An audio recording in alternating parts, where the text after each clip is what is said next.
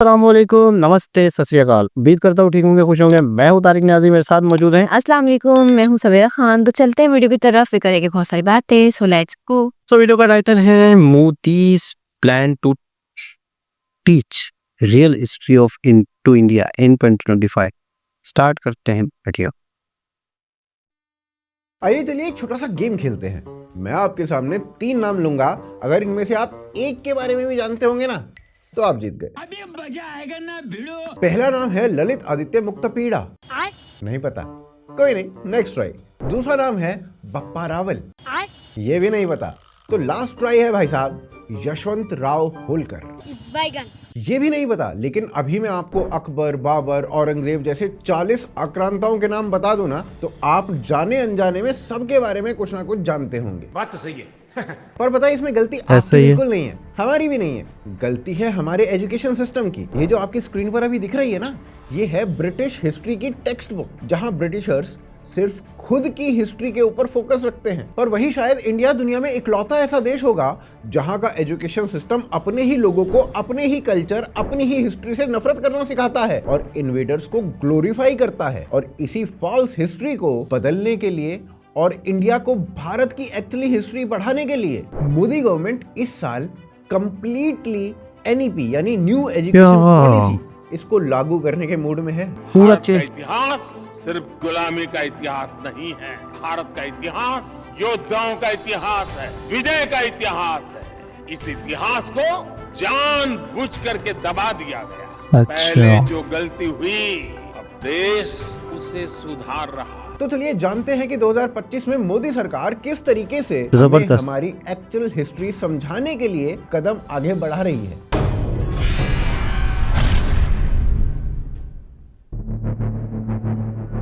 देखिए, आगे बढ़ने से पहले हमें थोड़ा सा भारत के ग्लोरियस पास्ट को समझना पड़ेगा। जैसे कि आपको पता ही होगा कि भारत को हमेशा से सोने की चिड़िया कहा जाता रहा है, क्योंकि उस समय भारत की इकोनॉमी इतनी बड़ी थी कि उसमें आज के बेसिकली 3-4 अमेरिका और 2-3 यूरोप समा जाएं। Organisation for economic cooperation and development की रिपोर्ट के अकॉर्डिंग करीब 2000 साल से भी ज्यादा समय तक भारत दुनिया का इकोनॉमिक सुपर पावर था। इनफैक्ट एंगस मेडिसन की एक रिपोर्ट के अनुसार तो एक समय पे भारत का वर्ल्ड जीडीपी में शेयर 33% था। और ये सिर्फ मैं नहीं बल्कि देश के सभी एक से एक प्रसिद्ध 33% वर्ल्ड का कर चुके हैं। चाहे फेमस ग्रीक हिस्टोरियन साराबो हो या फिर famous German historian Arnold Herman, सबने ओपनली कहा है कि उस समय तक भारत दुनिया का सबसे रिचेस्ट यानी कि सबसे अमीर देश हुआ करता था। परंतु यहां पर मैं आपको यह भी बताना चाहूंगा कि भारत एक इकोनॉमिक सुपर पावर होने के अलावा पूरी दुनिया भर में एजुकेशनल एपिसेंटर भी था। एंशिएंट टाइम्स में इंडिया अपने यूनिक एजुकेशन सिस्टम के लिए पूरी दुनिया में जाना जाता था। हालांकि इंडिया में एजुकेशन सिस्टम का विकास इंडस वैली के समय पर हुआ था, लेकिन एजुकेशन का इनिशियल स्टार्टिंग पीरियड जो था वो वैदिक काल से हुआ था, जिसे हम वैदिक सोर्सेज जैसे कि स्मृति और उपनिषद के थ्रू समझते हैं। यह सिस्टम वैदिक नॉलेज और वैदिक ट्रेडिशंस की स्टडी पर बेस्ड था।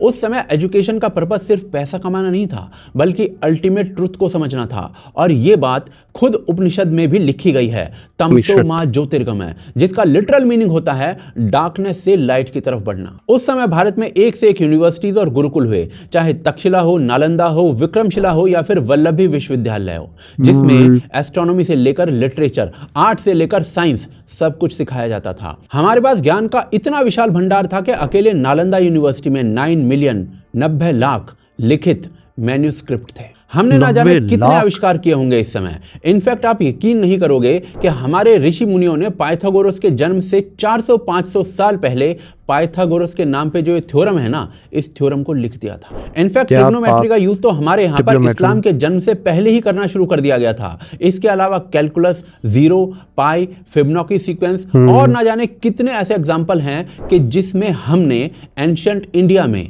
एडवांसमेंट हासिल की थी। सिर्फ इतना ही नहीं, वेट सिस्टम से लेकर चेस तक, शैम्पू से लेकर योग तक हमने एडवांसमेंट किया।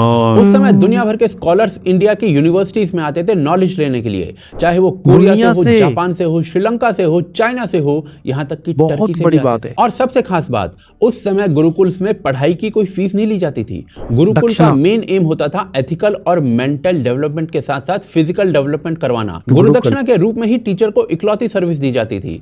भारत ने उस समय एक से एक महापुरुष दिए जिन्होंने ना जाने कितने अनगिनत आविष्कार किए होंगे। आज से करीब 1000 साल पहले जहां बाकी जगह दूसरे कम्युनिटीज के लोग एक दूसरे की गर्दनें उतार रहे थे रिलीजियस डोमिनेंस के बेस पर, तब भारत में प्लास्टिक सर्जरी प्रैक्टिस हो रही थी। पर इन सब चीजों के बारे में हम कितना जानते हैं? डोंट यू फील कि हमसे हमारी ये सारी हिस्ट्री को या फिर हमारे रिच इंडियन ट्रेडिशंस को या फिर रूट्स को छुपाने का सिस्टमैटिक प्रयास हुआ है? कैसे की गई है इतिहास छुपाने की कॉन्स्पायरेसी और कैसे आज इसे रिवाइव किया जा रहा है, वो आगे देखते हैं। क्या बात है।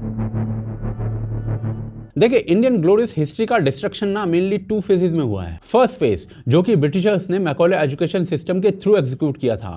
मैकॉले ने इंग्लिश एजुकेशन सिस्टम यूज करके पुराने गुरुकुल सिस्टम को पूरी तरीके से बर्बाद कर दिया था, क्योंकि ब्रिटिशर्स कहीं ना कहीं इंडिया की रिच हिस्ट्री और गुरुकुल सिस्टम की एफिशिएंसी से बहुत इनसिक्योर फील करते थे।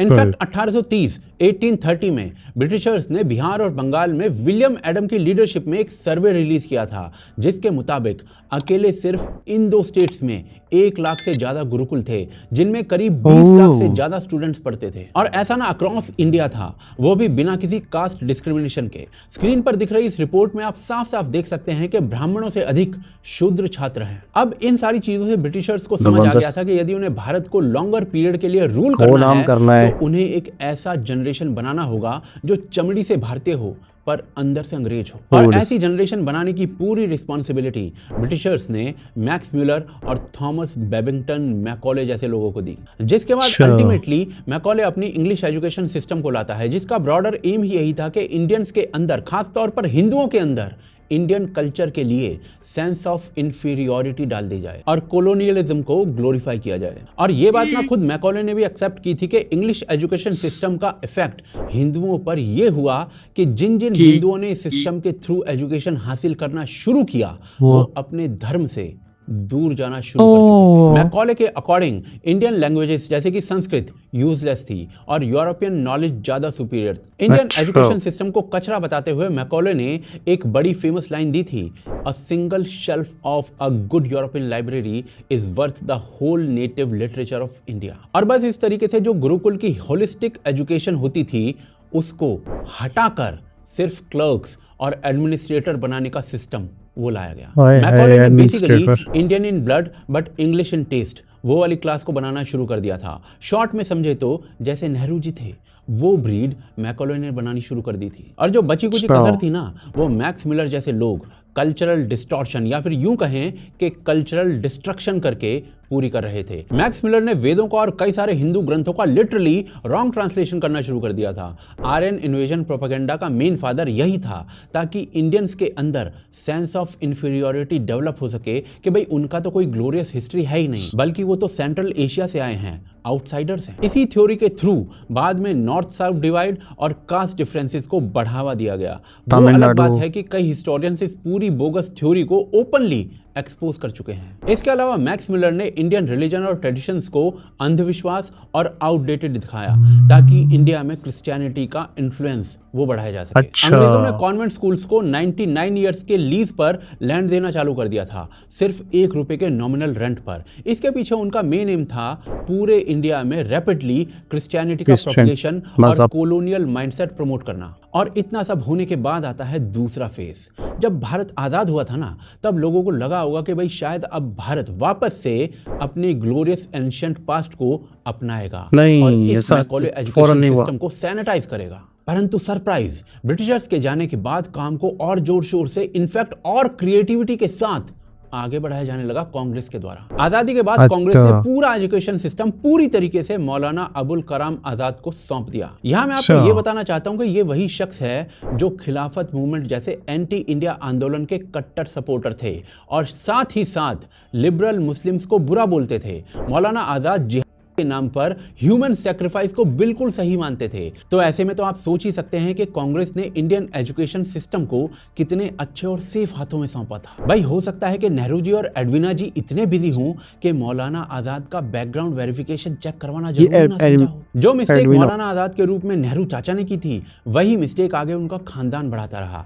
1969 कांग्रेस वहीं से चल रही है ना, कांग्रेस पार्टी के लिए कम्युनिस्ट का सपोर्ट चाहिए था, जिसके बदले में इंदिरा गांधी ने भारत भारत की पूरी एजुकेशन सिस्टम को कम्युनिस्ट के हवाले कर दिया। इंदिरा गांधी ने नूरुल हसन को एजुकेशन मिनिस्टर बना दिया। वो अपने आप को मार्क्सिस्ट बोलते थे, पर साथ ही साथ काफी बड़ा एंटी हिंदू एजेंडा रखते थे। नूरुल हसन यहीं पर नहीं रुकते हैं। जेएनयू, वही जेएनयू जहां पर नारे लगते हैं भारत तेरे टुकड़े होंगे इंशाअल्लाह इंशाअल्लाह। हाँ, वही वाला जेएनयू असल में नूरुल हसन का ब्रेन चाइल्ड था। जेएनयू जहाँ की फैकल्टी और टीचर्स कौन होंगे ये तक नूरुल हसन ने डिसाइड किया था, और ये अश्योर किया था कि स्टाफ जो टीच करेगा सभी एंटी हिंदू लेफ्ट आइडियोलॉजी से पूरी तरीके से लोडेड रहेगा। इनफैक्ट नूरुल हसन जब फ्रांस गए थे, तब जब वहां उनसे पूछा गया कि इंडिया में भी कोई फ्रांस की तरह लेफ्ट यूनिवर्सिटीज होती हैं, तब नूरुल हसन ने प्राउडली जवाहरलाल नेहरू यूनिवर्सिटी यानी कि जेएनयू का नाम लिया था। दूसरी तरफ कांग्रेस की लीडरशिप ने यह भी अश्योर किया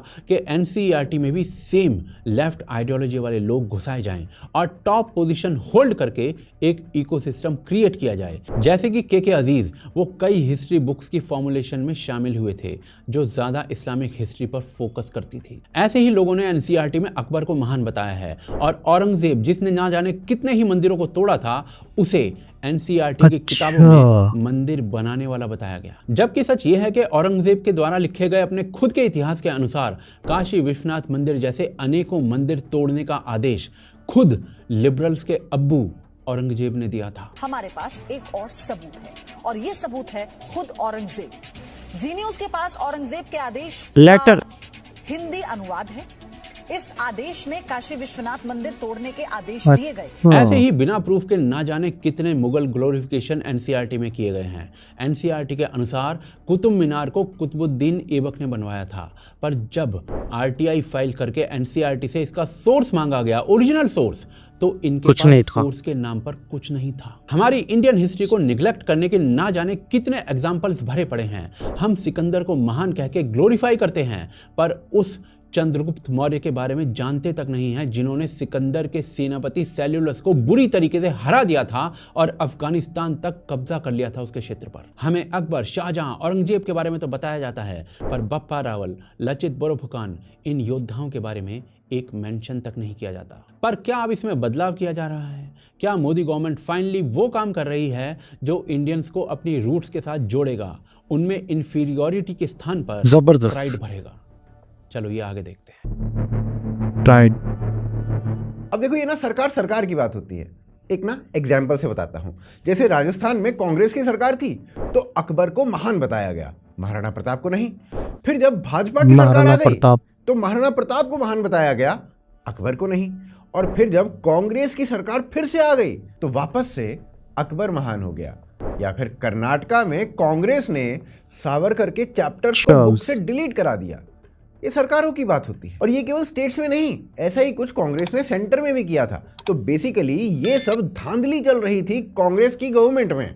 उसके बिल्कुल उलट मोदी सरकार इंडिया में ट्रू रियल हिस्ट्री को रिस्टोर करने का फैसला लेती है। मोदी जी ओपनली ना इस इशू को एड्रेस करते हैं, कहते हैं कि कैसे भारत का इतिहास सिर्फ गुलामी का नहीं है, बल्कि एक बहुत महान इतिहास है जिसे जानबूझकर छुपाया गया, और वो इस पूरे सिस्टम को बदल के रहेंगे, ऐसा भी बोलते हैं। भारत का इतिहास जंग का है, भारत का इतिहास त्याग का कुर्बानियों का है, तप का है। भारत का इतिहास वीरता का है, बलिदान का है, महान परंपरा का है। लेकिन दुर्भाग्य से हमें आजादी के बाद भी वही इतिहास पढ़ाया जाता रहा जो गुलामी के कालखंड में साजिशन रचा गया था। पहले जो गलती हुई, अब देश उसे सुधार रहा है। फिर जगदीप धनखड़, जो कि भारत के वाइस प्रेसिडेंट हैं, उन्होंने भी यह एड्रेस किया कि हमारी हिस्ट्री बुक्स में फ्रीडम फाइटर्स गायब हैं। हमारी हिस्ट्री बुक्स में फ्रीडम फाइटर्स के साथ इनजस्टिस किया गया है। Now, Dhankar has said, and I quote him here, in fact, our history books have done injustice to our heroes. इसके लिए ही मोदी गवर्नमेंट अपने सेकंड टर्म में यानी 2020 में एनईपी, न्यू एजुकेशन पॉलिसीज को इंट्रोड्यूस करवाया, जो फाइनली 2025 में इस साल से इम्प्लीमेंट होने वाली हैं, और जिसके अंतर्गत मेनली दो तरीके से चेंजेस होंगे। एक, सिलेबस में बदलाव होगा जिससे हम अपनी एंशिएंट रूट्स को ग्लोरीफाई तरीके से समझेंगे, और दूसरा, एजुकेशन फॉर्मेट में बदलाव होगा, जिससे क्वालिटी ऑफ एजुकेशन में बदलाव आएगा। इसके अलावा प्राइमरी और सेकेंडरी स्कूल्स लेवल पर इंडियन लैंग्वेजेस में एजुकेशन देने का प्लान लाया गया है, ताकि इंग्लिश पर जो डिपेंडेंसी है ना, वो कम हो।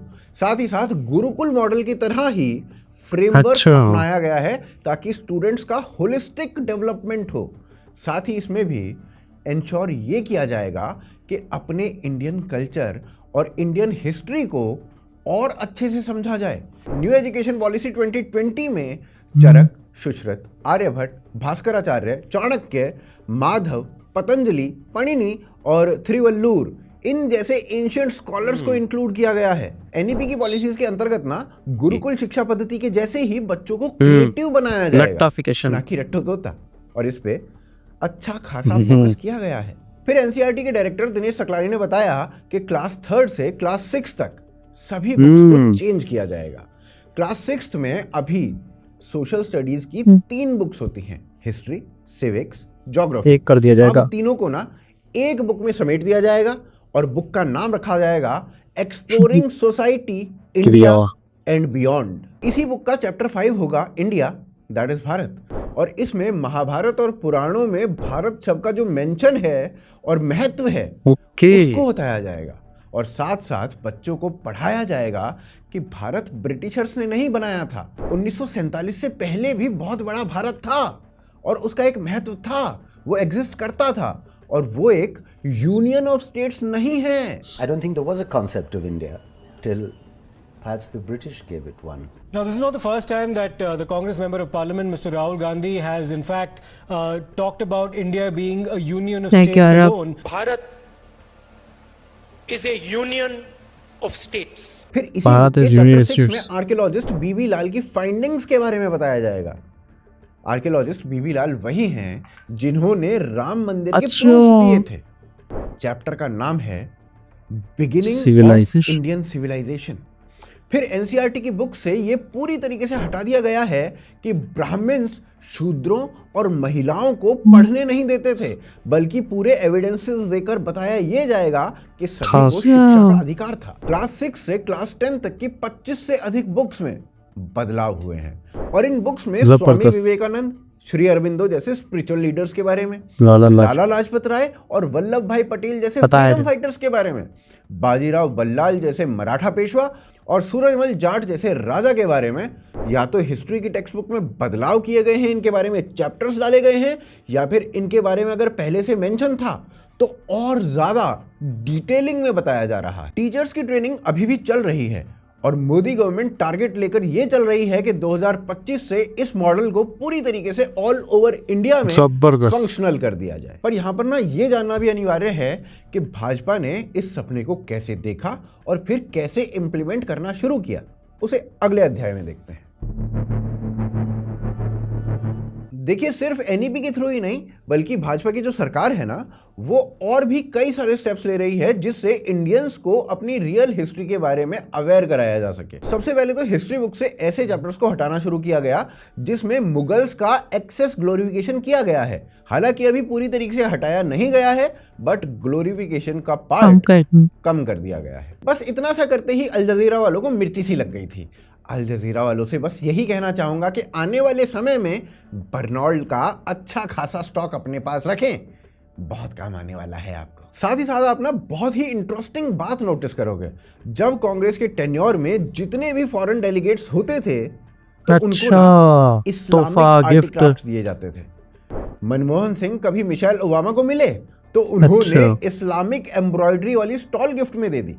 तो कभी कपिल सिब्बल हिलेरी क्लिंटन को मिले तो भाई जहांगीर की फोटो फ्रेम ही गिफ्ट दे दी। पर वहीं आज देखो कि मोदी फॉरेन लीडर्स और डेलीगेट्स को हिंदू कल्चर से रिलेटेड चीजें देते हैं। अच्छा, चाहे वो ओबामा को भगवत गीता देना हो या फिर जापान के राजा को भी गीता जी देना हो। नहीं, मेरे पास इससे बढ़कर के देने को कुछ नहीं है, और कुछ है भी इससे बढ़कर पाने के लिए कुछ नहीं। इसके अलावा मोदी जी ने यह भी इंश्योर किया कि जितने भी इवेंट्स हों उसमें कहीं ना कहीं इंडियन हिस्ट्री और हेरिटेज को प्राउडली शोकेस किया जाए।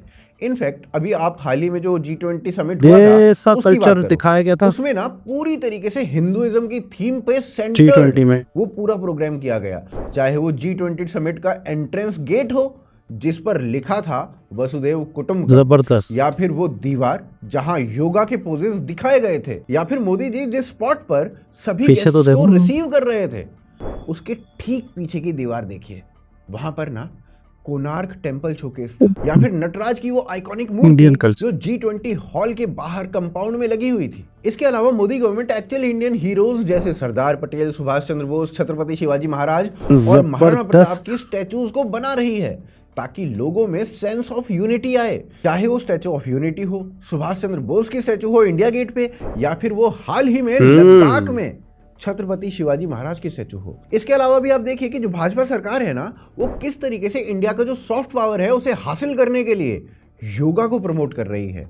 ये भी एक इंपॉर्टेंट डेवलपमेंट है और इसका असर ना केवल इंडिया में नहीं हुआ है बल्कि ग्लोबली हुआ है। ये मोदी जी का ही प्रयास था कि 2015 के बाद से पूरी दुनिया में योगा डे इंटरनेशनल योगा दिवस के रूप में मनाया जाता रहा है और सिर्फ इंडिया ही नहीं बल्कि इस दिन पूरे वर्ल्ड में करोड़ों लोग योग करते हुए दिखाई देते हैं। बाकी अगर इंडिया की रियल हिस्ट्री को शोकेस करने की बात हो तो इसके ब्रांड एम्बेसडर योगी आदित्यनाथ को कैसे भूल सकते हैं, जिन्होंने भाई साहब कसम ही खा ली है कि अपने अपने टेन्योर में इन लीडर्स की ग्लोरीफाइड हिस्ट्री को एटलीस्ट यूपी से तो मिटाकर ही रहेंगे। योगी जी ने यूपी की हिस्ट्री बुक्स में मुगल चैप्टर्स को पहले से ही हटा दिया है।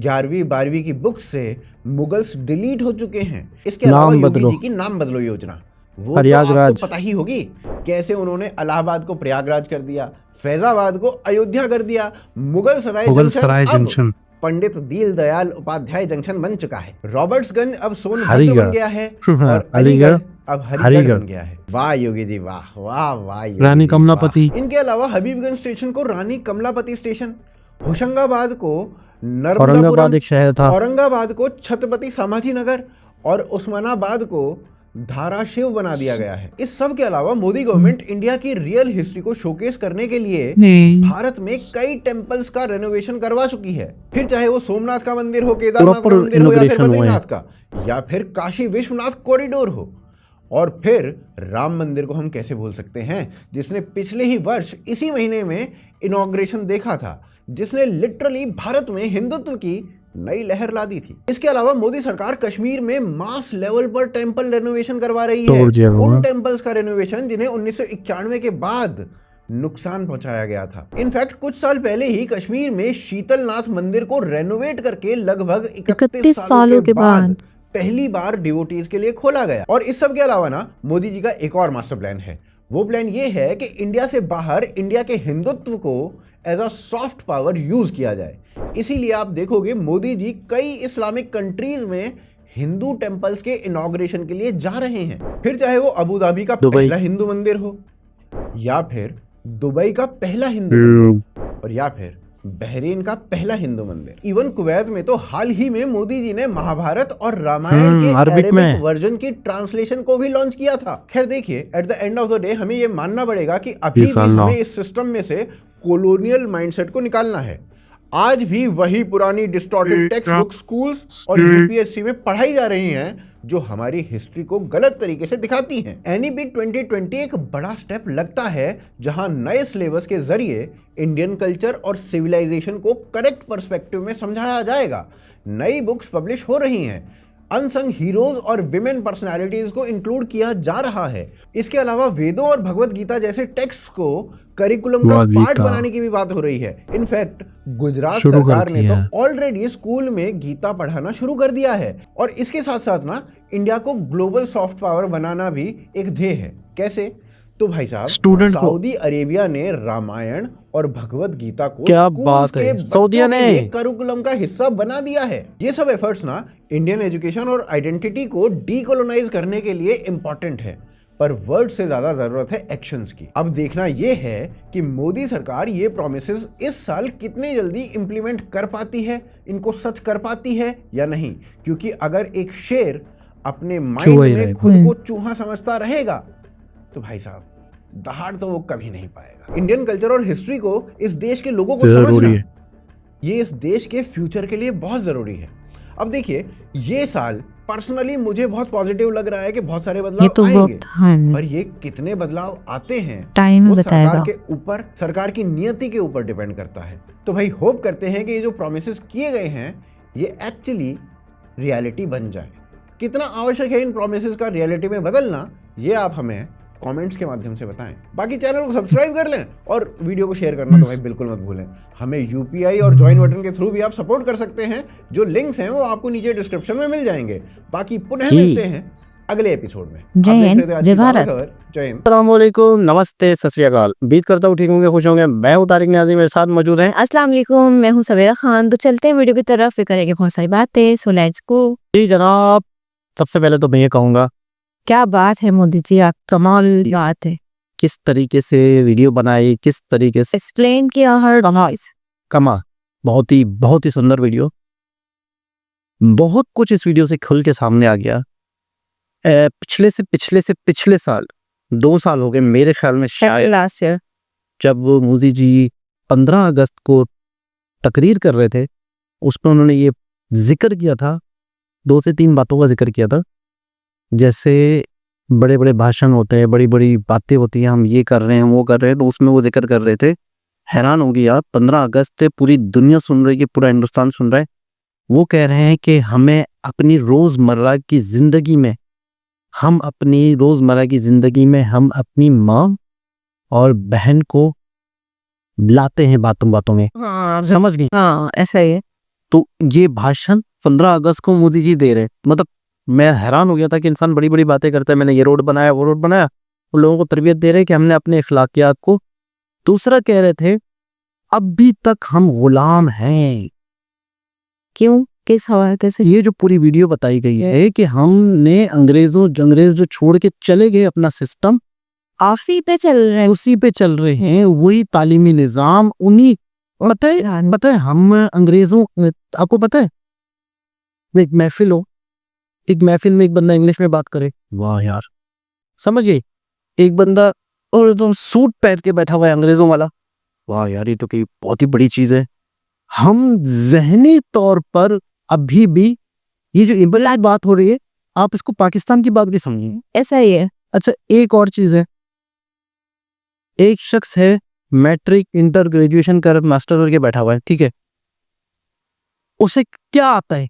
नौकरी करना। तसव्वुर थोड़ा सोचे, या डिग्री ले ली, अब क्या करना? नौकरी होनी है। तो क्या हमने जिंदगी भर हम नौकर तैयार कर रहे हैं? हमारा तालीमी निज़ाम, मतलब आजकल के हिसाब से अब वो तालीमी निज़ाम तो वैसे ही फेल हो गया है, क्योंकि स्किल बेस वर्क आ गया है, सारी चीज़ें वो आ गई हैं। तो बेकार लोग, पढ़े लिखे बेकार लोग इसलिए जमा होते हैं कि हमारे मुल्क में, हमें अपने मुल्क को भी बिल्कुल उसी आईने में देख रहा हूँ कि सिर्फ अंग्रेज़ों ने अपना तालीमी निज़ाम ये नहीं बनाया जो मैनेज कर सके चीज़ों को, नौकरियां कर सकी। यानी क्रिएटिविटी, अपने हिसाब से कुछ चीज़ें बना लेना, एंटरप्रेन्योर बनना, वो सारी चीज़ें अंग्रेजी निज़ाम में नहीं थी। अब समझो एक फैसला हो गया। अच्छा, बहुत सारी जगहों के नाम चेंज हुए, जिन लोगों ने इधर आके हमले किए, पाकिस्तान हो या हिंदुस्तान हो, एक था उस टाइम, ऐसे लोग हमारे पाकिस्तान में या हिंदुस्तान में आकर हमले किए, लूट मारी मचाई, वो टेक्स्ट बुक्स में हीरो हैं। ऐसा ही है। अच्छा, उन इलाकों में देखा ना, वो कांग्रेस थी, वो उन इलाकों में जहाँ पे उनको वोट बैंक चाहिए था मुसलमानों का, अकबर हीरो। ठीक है। दूसरी जगह पर जहाँ पर बीजेपी की गवर्नमेंट आई तो छत्रपति शिवाजी महाराज हीरो। तो असल हीरो, देखे, हीरो तो वही है ना कि जिसकी जमीन थी, बिल्कुल, वो अपनी जमीन को बचाने के लिए किसी से लड़ रहा है, तो हीरो तो वही होगा ना। बाहर से आने वाला हीरो कैसे हो सकता है? बिल्कुल, वो तो एक, मतलब ये समझो कि लोगों के सामने अच्छा बनना, जैसे शहीदों में नाम लिखवाने के बराबर है कि उन्होंने शहीदों में नाम लिखवा दिया, बाहर से आए और आकर अपना नाम लिखवा दिया। और हम भी ऐसे बेवकूफ़ है कि अपने ही स्टडी बुक्स में, स्कूल की जो बुक्स वगैरह, उसमें उन्हीं का नाम लिखकर उन्हीं को प्रमोट। अच्छा, किसी कौम को बर्बाद करना है, मैंने आज एक चीज सीखी, अगर किसी कौम को बर्बाद करना है तो आने वाले 10, 15, 20, 50, 100 साल तक वो कौम बर्बाद रखना है उसको, तो उसके तालीमी निज़ाम में चेंज कर दो, अपने हिसाब से चीजें डाल दो, उनकी नस्ल दर नस्ल वही पढ़ेगी। देखिए, जो पढ़ा है, एक बच्चा कहाँ पैदा होता है, वो क्या पढ़ता है वो वही होता है, बिल्कुल ऐसा ही है। उतना ही पता हो। जो इन्वायरमेंट मिलता है, जो स्कूल मिलता है, जो चीजें उसको पढ़ाई जाती है, समझाई जाती है, क्योंकि बच्चा तो एक नादान होता है ना, उसको जो समझाओगे, जो पढ़ाओगे, जो सिखाओगे, वो वही सीखेगा। आप- बड़े होके वो आगे दूसरों को आपने वो वीडियो देखी महमूद गजनवी वाली है? अच्छा, इसी तरह मोहम्मद बिन कासिम के बारे में हमें बताया जाता है, मोहम्मद बिन कासिम हीरो थे, यहाँ आए थे, जुल्म हो रहा था, ये हो रहा था, इस तरीके से कहानियां चल रही हैं। अच्छा, सॉफ्ट इमेज के बारे में तो मैं कहूँगा कि आज इतनी हिंदुस्तान की रिस्पेक्ट, आज इतनी हिंदुस्तान की इज्जत वाकई बहुत हो रही है कि बहुत कुछ सॉफ्ट कल्चर हिंदुस्तान का पूरी दुनिया में ऐसा ही है। G20 मैं वीडियो में एक हमने हाँ काफी वीडियोस में देखा था, हमें मालूम है कि किस तरह से मोदी जी का उन्हें कल्चर दिखाया है, तरीके से यूपीआई को किस तरीके से इन्फ्लुएंस किया था उन्होंने। जो लोगों के जहनों में इंडिया की इमेज पता है क्या थी? कि- सपेरों का देश, तो एक मतलब इंडिया अंधविश्वास और मतलब एक अनदेखी चीजों पे भरोसा करने वाले और बिल्कुल ही बेकार लोग, नॉन जाहिल लोग। हमारा इतिहास, मैं फिर बार बार कहूंगा, इंडिया और पाकिस्तान एक थे।